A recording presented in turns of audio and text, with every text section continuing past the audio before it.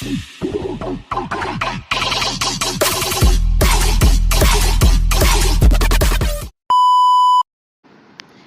जी, अस्सलाम वालेकुम जी, कैसे हैं आप सब and welcome back to my YouTube channel Swati kids.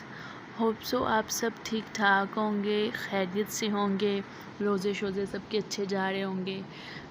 And आज है जी 29वां रोज़ा और हो सकता है कि कल ईद हो, मतलब आज चांद रात है। तो मेरी कोशिश यही है कि आज मैं अपने घर के सारे काम ख़त्म कर लूँ जो ईद से पहले होने वाले हैं, सफाई से लेके सब कुछ, मतलब ताकि अगर कल ईद हो तो मेरे लिए कोई मसला ना हो।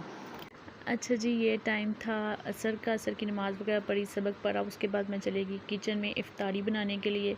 घर की सफाई वगैरह जो थी वो मैंने सुबह ही कर ली थी, उसकी कोई क्लिप्स वगैरह मैंने नहीं बनाई। अभी नई नई व्लॉगिंग स्टार्ट की ना तो अक्सर भूल जाती हूँ क्लिप्स बनाना। खैर, इफ़्तारी वगैरह करने के बाद सबके कपड़े मैंने वो इस्त्री विस्त्री जिसकी होनी थी वो सब कुछ कर लिए, क्योंकि सुबह अगर ईद होनी थी तो फिर रात को नहीं होता। कभी होता है ना, मूड होता है, एक टाइम होता है, उस टाइम पे काम हो जाए तो भी अच्छा लगता है। अवैस जी के, ज़ैनब के चाचुओं के, उनके कपड़े इस्त्री हो गए। ये साइड पे ज़ैनब और बहरोज़ के कपड़े भी मैंने इस्त्री करके हैंग कर दिए थे। ज़ैनब के दादों के कपड़े मैंने उनकी अलमारी में हैंग कर दिए थे। और यहाँ पे मेरे जो खड़े खड़े सारे काम मेरे हो चुके थे, जैसे इस्त्री करने वगैरह, घर भी साफ़ हो गया था, क्रॉकरी वगैरह भी मेहमानों के लिए निकाल के सेट कर चुकी थी। ये सारे काम मेरे इसलिए भी जल्दी हो गए थे क्योंकि बच्चे जो थे वो नानों की तरफ चले गए थे, अबू इफ्तारी से पहले उन्हें आके ले गए थे। और जी ये छोटा सा क्लिप है जिसमें कि ज़ैनब की आनी जो है वो उसे मेहंदी लगा रही हैं और ज़ैनब बड़े मज़े से लगा रही है मेहंदी। अगर मैं होती तो मुझसे ये नहीं लगवाती इस तरह से सुकून से बैठ के। अच्छा जी, ईशा की नमाज़ का टाइम हो चुका था तो ईशा की नमाज़ पढ़ी। वैसे तो थोड़ा सा लेट ही हो गया था, 10 बजे के करीब का टाइम था, तो बस ईशा की नमाज़ वगैरह पढ़ी। बच्चे भी नानों के घर से आ चुके थे और इस टाइम तक पता लग गया था कि कल ईद होनी है। बहरोज़ खान तो आते साथ ही सो गया और ज़ैनब सबको अपनी मेहंदी दिखा रही थी, चाचू को, दादू को, वो उसमें खुश थी।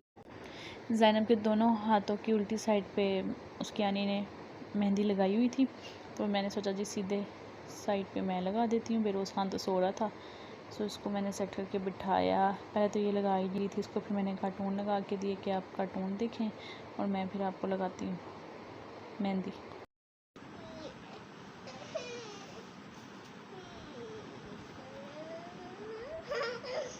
ज़ैनब देखो, ज़ैनब।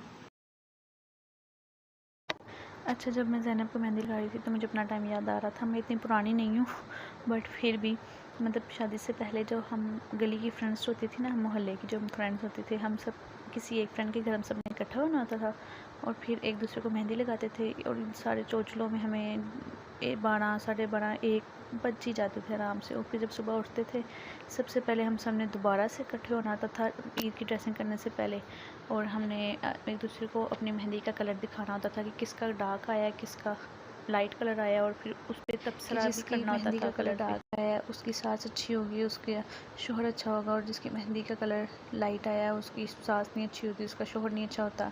मतलब हालांकि तब हमें शादी का सही मीनिंग भी नहीं पता होता था, बट फिर भी हम फ्रेंड्स ने एक दूसरे को तंग करना, शायद ड्रामों में ये चीज़ें सुनी होती थी हमने, और साथ बड़ों से भी सुनी होंगी। अब तो वो हालात ही नहीं है। आप तो अब किसी अपने बच्चों को किसी के घर अकेले भेज भी नहीं सकते, और भेजना भी नहीं चाहिए, अपने साथ हमेशा रखना चाहिए। पहले की बात और होती थी।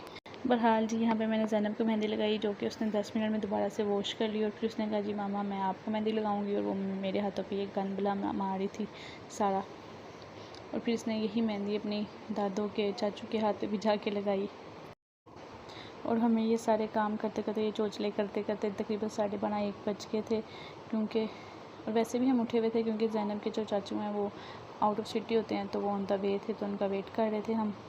अच्छा जी, तकरीबन 1-1:30 बजे का टाइम होगा। मुझे याद आया कि मेरे पास तो सुबह अपने ड्रेस के साथ पहनने के लिए सैंडल ही नहीं है कोई, और ज़ैनब की मुझे हेयर एक्सेसरीज़ चाहिए थी जो उसकी नाना ने भेजी थी, उसी मेरे पास वही थी। मतलब ईद के जो फर्स्ट डे उसने ड्रेस पहना था उसके साथ हेयर एक्सेसरीज़ नहीं थी उसकी।